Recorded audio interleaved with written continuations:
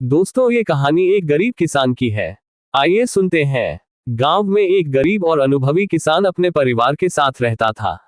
उसके पास जमीन बहुत कम थी। उस जमीन में खेती करने से उसके परिवार का पालन पोषण नहीं हो पा रहा था।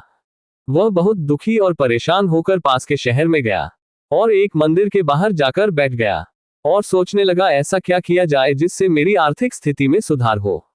तभी उसने देखा एक बालक एक टोकरी ताजे फूलों के गुलदस्ते बनाकर बेच रहा था। वह उसके पास गया और उसने पूछा, क्या तुम रोज फूलों को बेचते हो? वह बालक बोला, हाँ, मैं रोज फूलों को बेचने आता हूँ और सभी बिक भी जाते हैं। ये सुन किसान के मन में एक विचार आया। वह अपनी जमीन में फूलों की खेती करने की सोचने लगा। उसने बाजार से महंगे बिकने वाले फूलों के बीज खरीद लिए और अपनी जमीन में फूलों की खेती शुरू कर दी। कुछ ही समय में उसका फूलों का काम अच्छा चलने लगा और उसकी आमदनी भी बढ़ने लगी। ये देख उसकी जमीन के बगल वाला किसान जलने लगा और रात में चोरी कर उसके फूलों को बेचने लगा। कुछ समय बाद जब किसान को अपने फूलों की चोरी का एहसास हुआ तो वह फिर दुखी होने लगा।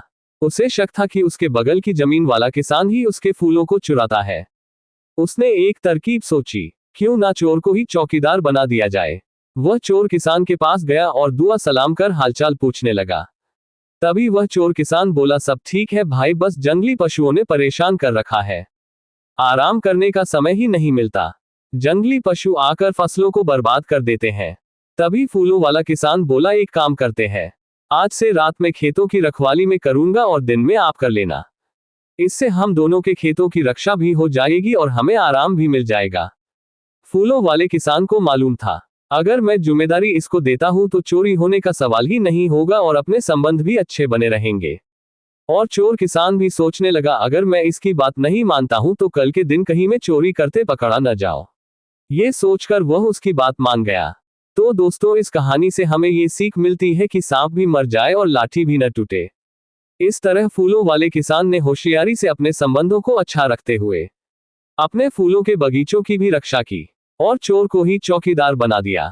दोस्तों, कहानी को यहीं पर समाप्त करते हुए अगली कहानी में आपसे फिर मिलूंगा। कहानी अच्छी लगेगी तो लाइक और सब्सक्राइब जरूर कीजिएगा। धन्यवाद।